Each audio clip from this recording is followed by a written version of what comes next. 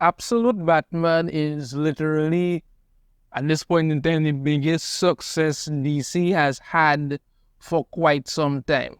The first issue came out, I reviewed it, was good, really did like it and stuff, Other people have really been buying into it. There are a lot of books were sold, they had to go back and reprint more. So yeah, it's doing really well. We've gotten some news that came out from New York Comic Con, and we've learned about Absolute Batman's Batmobile. And basically, he's driving Howl's moving castle. If anybody's ever seen that anime, Howl's moving castle, but yeah, basically Batman's, or I should say Absolute Batman's Batmobile is freaking huge. And that's kind of an issue there with me, but let's get into this article from Screen Rant and then I'll give you my thoughts as we go along. The Absolute Batmobile is officially revealed, and it's even bigger than DC's new Batman. Yeah, so you get to look at it here, kind of a part of it. We'll see more. Have a big guard to the front and stuff, getting things out right. Just when fans were getting used to oversized designs of DC's new Absolute Batman, the creative team is further raising the stakes. The new design for DC's Absolute Batmobile has officially been revealed, making it clear that this version of Batman is about size, power, and brute force. DC Comics unveiled the new Batmobile in DC's Absolute All-In Universes panel at New York City Comic Con. With this reveal, Scott Snyder and Nick Dracota's Absolute Batman continues to reinvent core parts of Batman's mythos in exciting, unexpected ways.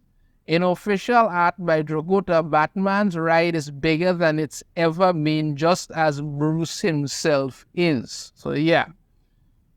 See, there is big-ass Batmobile knocking cars and things out anyway as goes along, just barreling through everything. I'll have some more on that in a second. The publisher confirms readers will only need to wait until the arrival of Absolute Batman number 2 on November 13th to see it in action.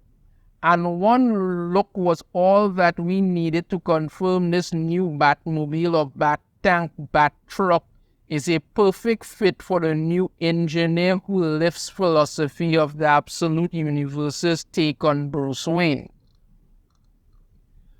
With Batman's groundbreaking debut into DC's new continuity, his lore has been rewritten in a number of bold ways to account for the darker Absolute Universe. One of the most notable changes is his brawnier design, which has sparked controversy for being such a departure from his usual look. Like I said before, I say again, I think he looks too massive. That's just my thing on it. This big giant look for Batman is, that's I mean, how do you really hide who you are at that point? Whatever. Right. Even Batman's brick-like logo is at the receiving end of vitriol from fans because of its size. Yeah, let's be honest here. Excuse me. This bat symbol looks ridiculous. There is no other way to put it. It doesn't even look like a bat signal. It's stretched across his chest. It looks ridiculous. That's really the only way to put it. And the fact that he literally turns it into an axe is just something already ordinary. I mean, we've seen Batman use his bat signal before, the bat emblem, I should say, on his chest before. It's been a batarang or all this other stuff like that. Yeah.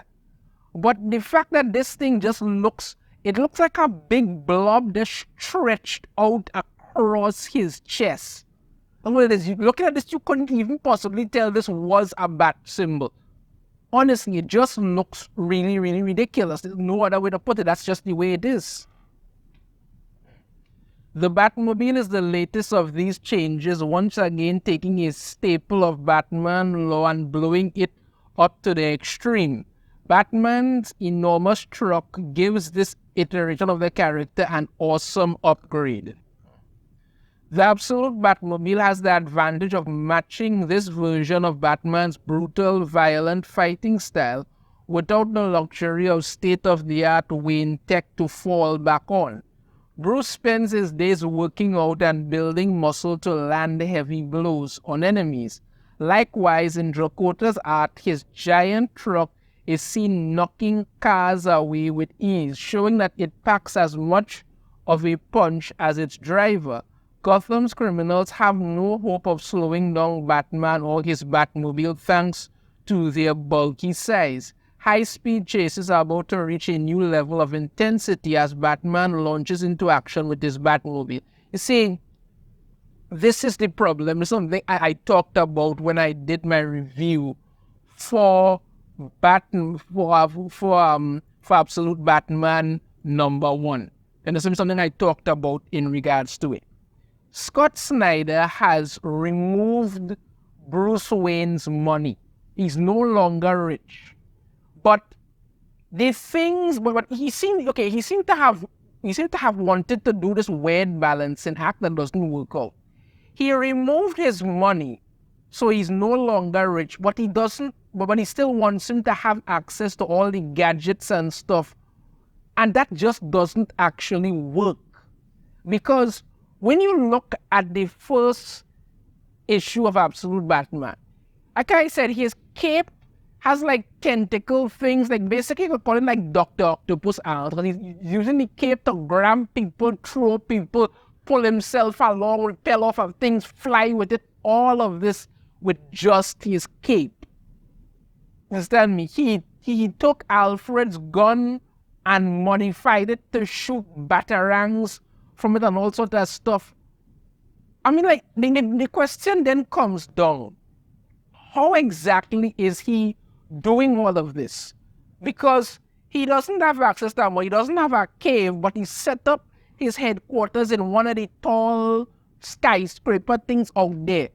I mean, as I said before, he wants Batman to have Batman things, but not have the money to go along with it, and that doesn't actually work, because then you have to ask yourself the question, how exactly is he funding all of this?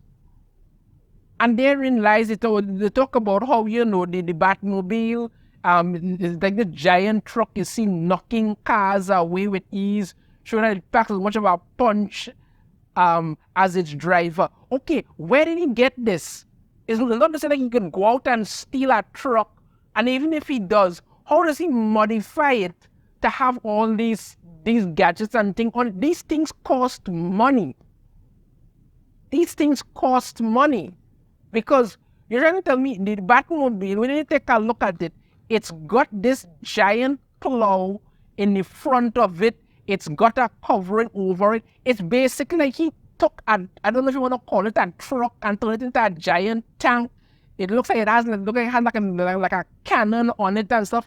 And he's just barreling through everything with this giant truck. Like, I mean, what exactly is the end result? Is he going to be running over police cars, running over pedestrians, little old ladies in their cars that can't get out of the way, are just going to get flattened?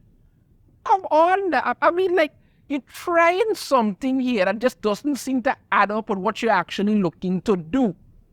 Batman does not have the money in this universe. And there are ways to make Batman interesting and fun even without money. He could have access to certain things to say that, he's using...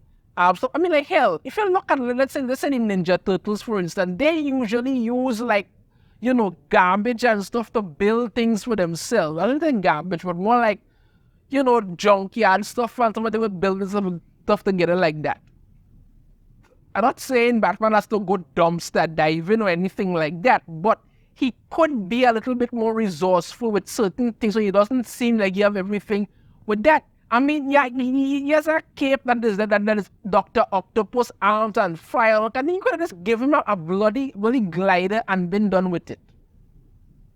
The fact that you gave him this massive Howl's moving castle type Batmobile. Why not just give him like a freaking muscle car or something like that he doesn't modify, to work with it?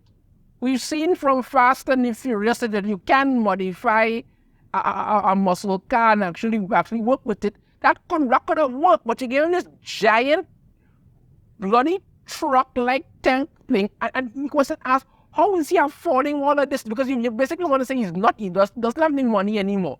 Even though engineers are supposed to make a good bit of money, but he doesn't have money anymore. How is he affording this giant plow on the front of this Batmobile? These giant tires, this big covering to the front of it, the literal tank, and it seems to have a gun barrel, a shooter, whatever. How is he affording all of this?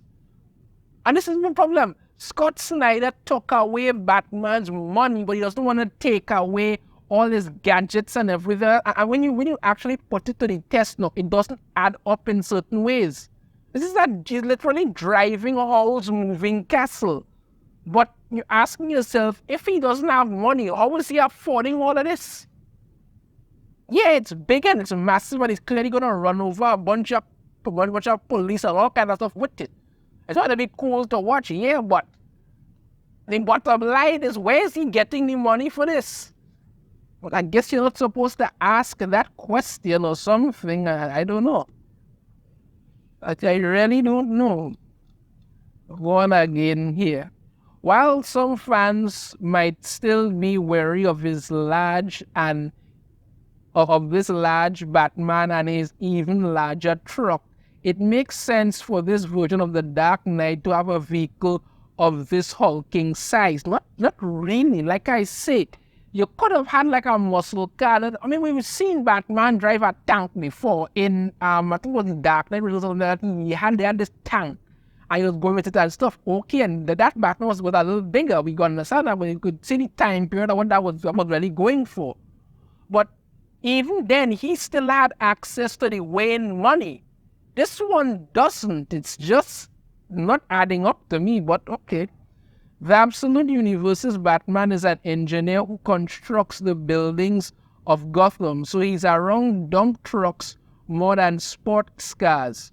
While billionaire Bruce Wayne gets a sleek ride befitting his wealth and status, working class Bruce feels more at home in a truck. That's not the point of it. The reason why Batman has the Batmobile, the reason why it's sleek is not because he just he feels more at home around sports car. No, it's because it needs to be fast, it needs to be sleek, it needs to be powerful, it needs to be able to handle a high-speed chase, make maneuvers and everything like that. This Batman driving a literal freaking castle is going to have to just crash through people's buildings and stuff if he has to be in any kind of chase. You can imagine somebody in his shower taking and then half their house gone and he just keep on plowing along. Come on now. What a mercy. Snyder and Rakota continue to make inspired changes to Batman's status quo, and the Absolute Batmobile proves to be one of the most daring yet. You gotta understand, screenwriters are really happy to kiss any and everybody's ass here. Again, my problem with Bruce Wayne, Batman being this big, this large, like I said in my review, you don't even need to really think too hard to find out who he is. And yes, spoilers here, Alfred put together who he was very, very easily. And I'm like, the police should be able to do the same. Even if you go off of his very suspicious work history being one, who else in that city is that large of a so-and-so and could put on a bat costume and go out there? Come on. One of the reasons nobody expects Bruce Wayne to be Batman in the main continuity is because he projects himself as this billionaire playboy. But in this universe, this Batman is a mopey giant who, doesn't go anywhere at night, supposedly, and has a complicated work history. Of course, he's Batman. Jeez, come on. That's really very ridiculous. But yeah, so Batman is going to be driving this giant Howl's moving castle type Batmobile in Absolute Batman #2. I'm going to check it out and do a review and see how that works out. But yeah, that's what we're getting. Personally, I think it looks a little ridiculous. I think it should have been more sleeker than the other. But again, like I say, Scott Snyder seems to be going for this thing where he got rid of Bruce Wayne's money, but he doesn't want to get rid of the gadgets. And it doesn't make sense how he would be able to afford this. They basically say that, he doesn't have the money to do it. Like I said, there are ways to make Batman interesting and fun, even if he does not have all the money. He could have, he could be resourceful and do certain things. You're not really getting that when it comes to this.